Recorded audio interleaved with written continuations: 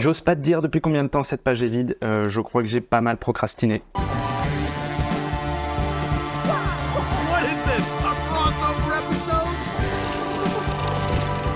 Alors je t'explique, moi au départ, j'étais parti sur tous ces conseils qu'on donne aux débutants un petit peu au début, les trucs vraiment basiques et qui sont pas forcément si pertinents que ça.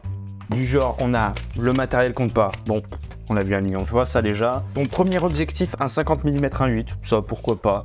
Commence par apprendre en mode manuel et ensuite va vers les modes auto. Moi j'aurais fait le cheminement plutôt inverse. Utilise toujours la règle des tiers. Tiens, apprends d'abord en analogique avant de te mettre au numérique. Non, pourquoi je vois la logique, mais très sincèrement, non. Bref, rien qui n'a pas été vu déjà 1 million de fois. Here I am, blah, blah, blah, blah, blabbing about my own boring, sexy, thrilling life. Et j'ai rien publié depuis février, donc il faut que je fasse un truc un petit peu pertinent. YouTube m'a oublié, tu m'as oublié. Réabonne-toi, remets la cloche. Oui. Donc je me suis dit, je vais plutôt donner des conseils sur le business de la photo, tu vois.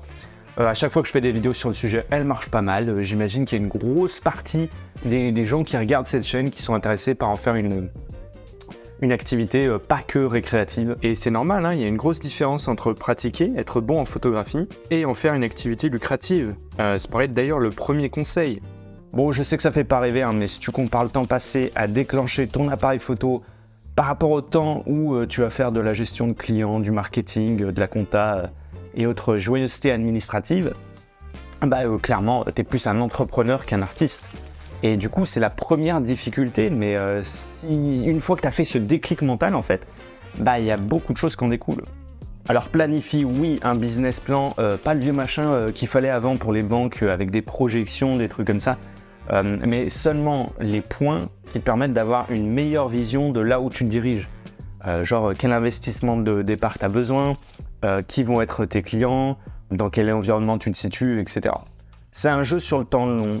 Celui-là, je l'aime bien parce que ce que je veux dire par là, c'est que c'est extrêmement complexe de se lancer de plus en plus aujourd'hui.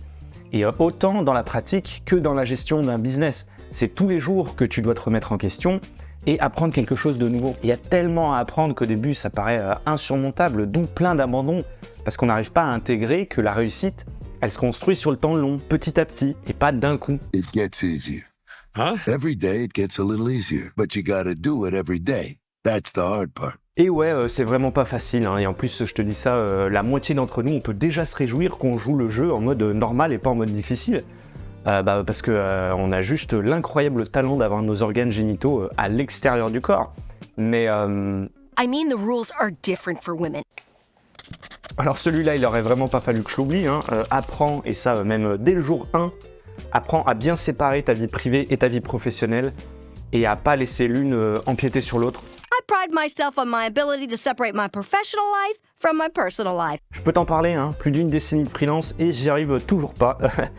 Les conseils, c'est souvent des trucs que tu fais pas, mais t'as parfaitement conscience que tu devrais les faire, ou inversement.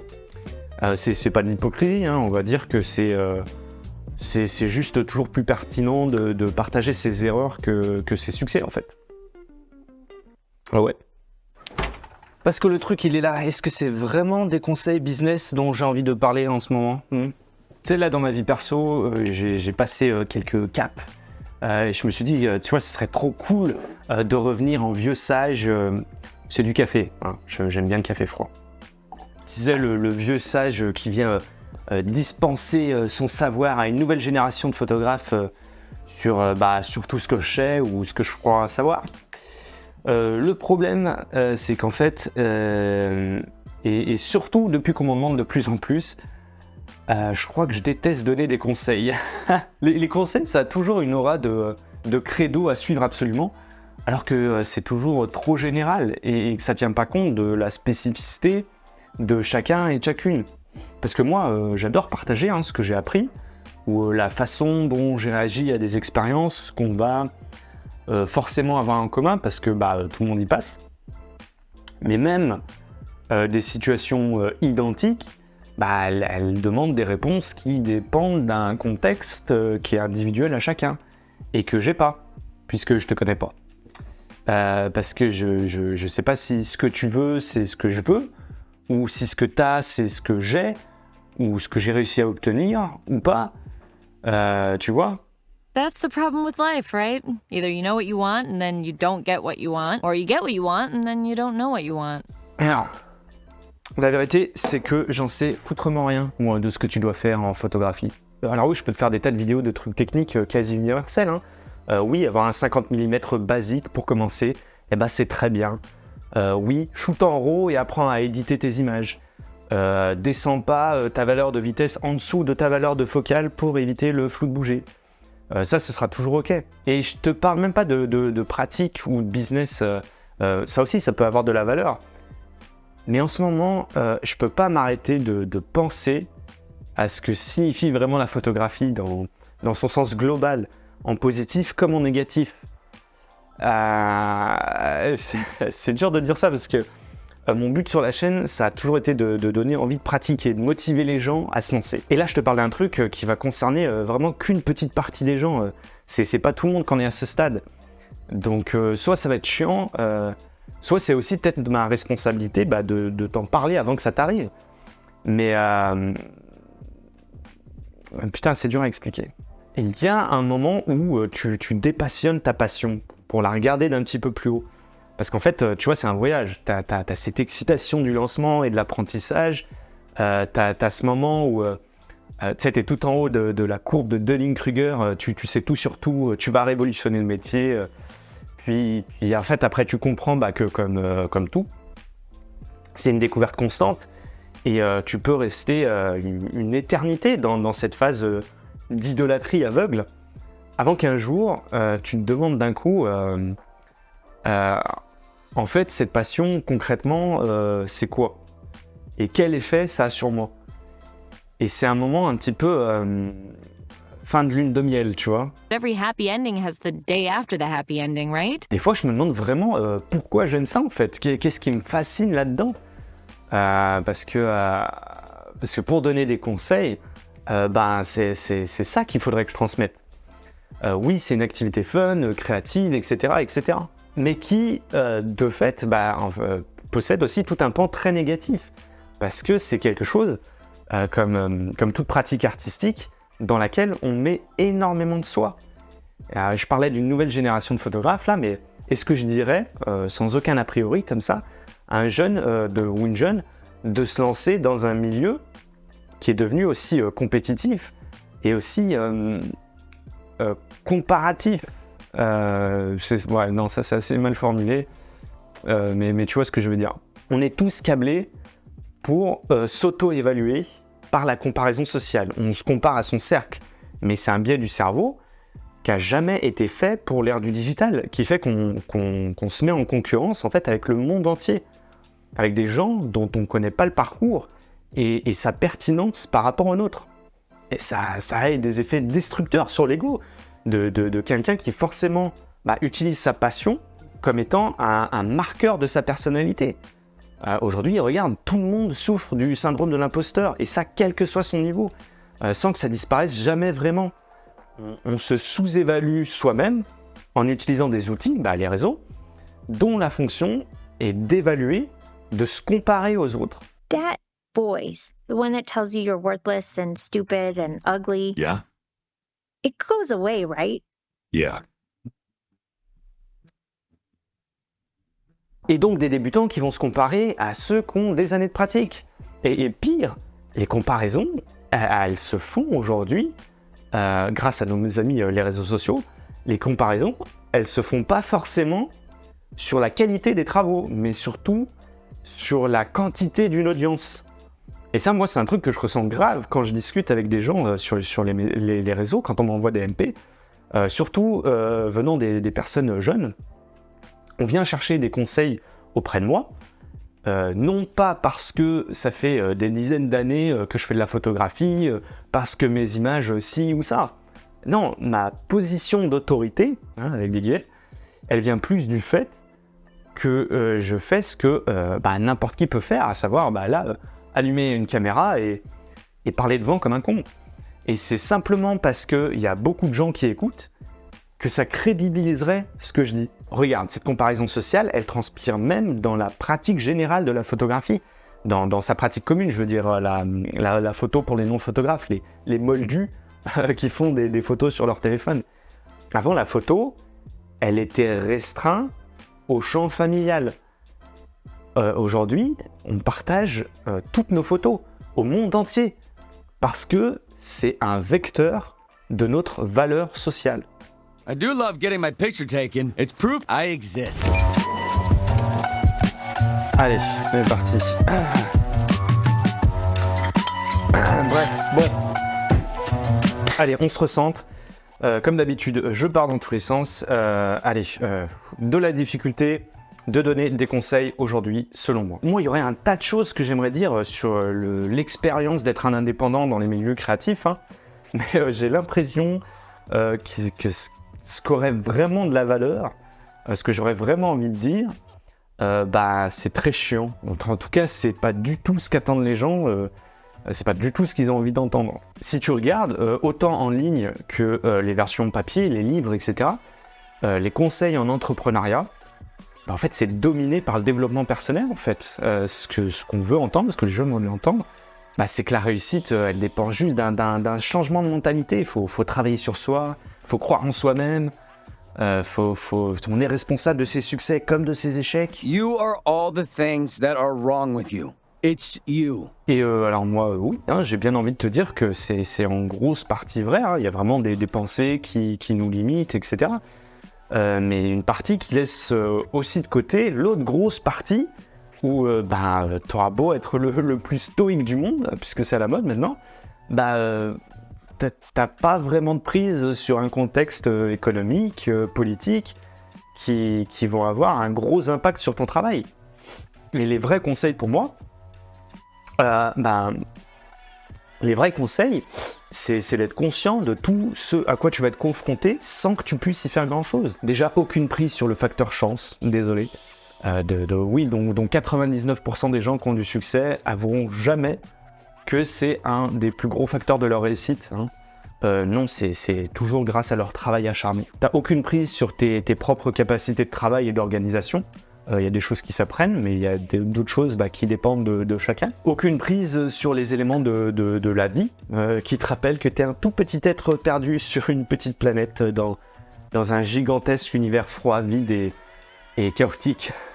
The universe is a cruel, uncaring void. Et surtout, et là je parle du côté autant professionnel qu'artistique, quel conseil qui serait fiable tu peux donner sur les choses à faire et le futur, alors que personne n'a aucune prise sur les changements de la société et de la valeur qu'elle perçoit de ce qu'on va lui apporter à travers l'image. La valeur qu'elle perçoit de ce qu'on va lui apporter à travers l'image. Et je disais que les moldus, ils étaient passés d'un usage familial de la photo à un usage d'identité sociale. Mais la représentation de la photographie, professionnelle et artistique, elle aussi, elle a connu des bouleversements, des changements. Disons qu'en fait, on a d'abord eu cette vision du photographe comme un prescripteur de réalité, ou d'une certaine forme de réalité.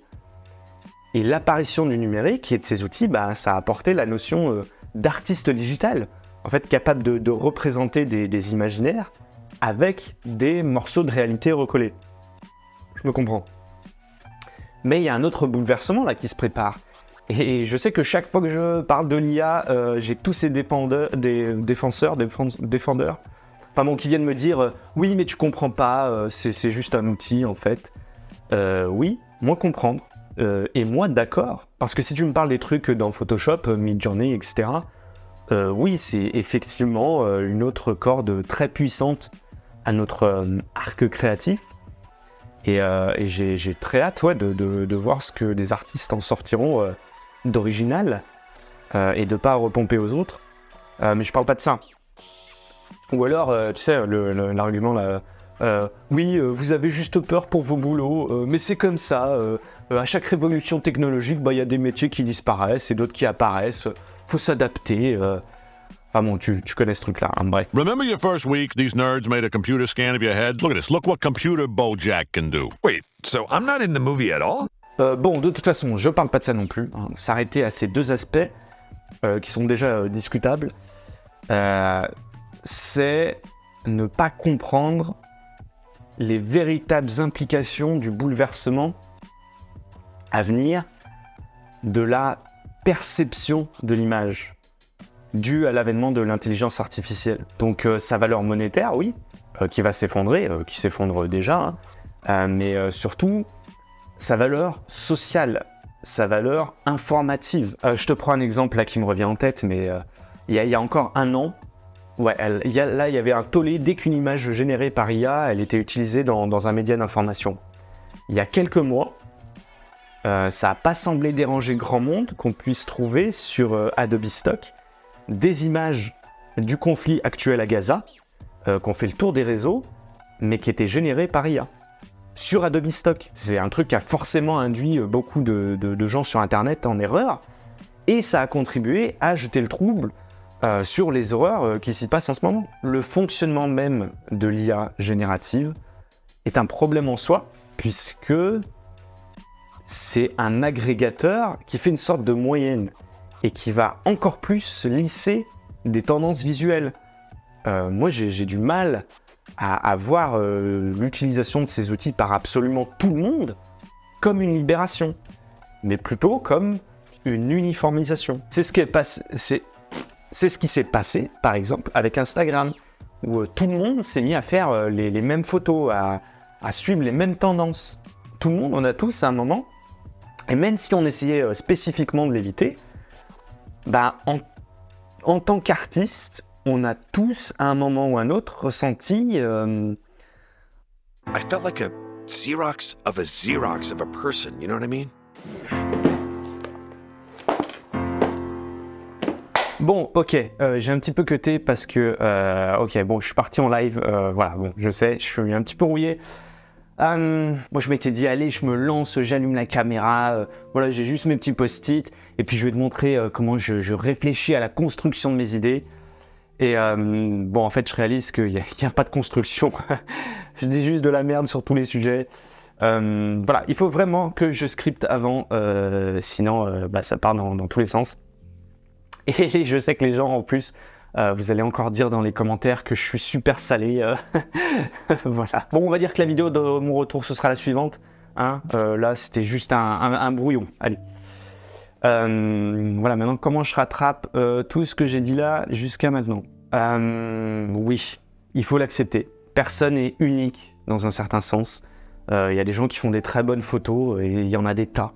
Il y a même des machines aujourd'hui qui sont capables de faire des super images. T'as aussi des tas de gens qui ont des super caméras. T'as des tas de gens qui savent très bien se vendre.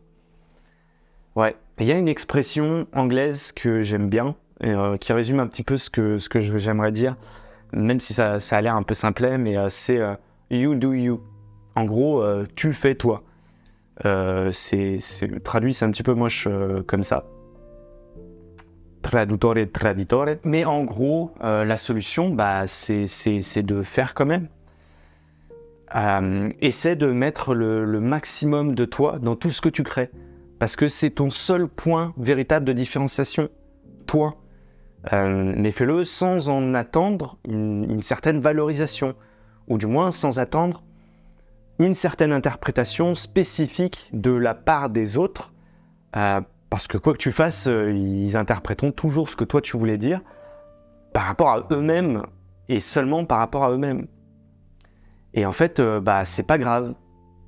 Au contraire, c'est peut-être bien en fait. But isn't the point of art less what people put into it and more what people get out of it? Ouais, le vrai conseil qui reste viable, you do you. Voilà. Et puis moi, je vais continuer à me poser des questions sur la photo dans mon petit coin tranquille. À chaque fois que j'ai des doutes, je crois que j'oublie le photographe en moi et je reviens au côté moldu dont je parlais. C'est-à-dire personne normale vis-à-vis des photos. Et comment dire, j'ai pas communiqué pourquoi j'ai pris cette pause de plusieurs mois, parce que tu t'en fous, et puis c'est ma vie privée tout simplement. Disons que j'ai eu une de ces périodes qu'on connaît tous, un jour où une personne qui était très importante pour toi soudain n'existe plus qu'à travers des photographies. Des photos qui te permettent de revivre des souvenirs communs, mais aussi parfois de découvrir toute une vie dont en fait t'avais aucune idée. Et ça c'est extraordinaire. Life's a bitch and then you die, right? Sometimes. Sometimes life's a bitch and then you keep living. Yeah. Bon, et oui, j'ai toujours pas vraiment donné de conseils en fait, hein, et puis t'es un petit peu venu pour ça.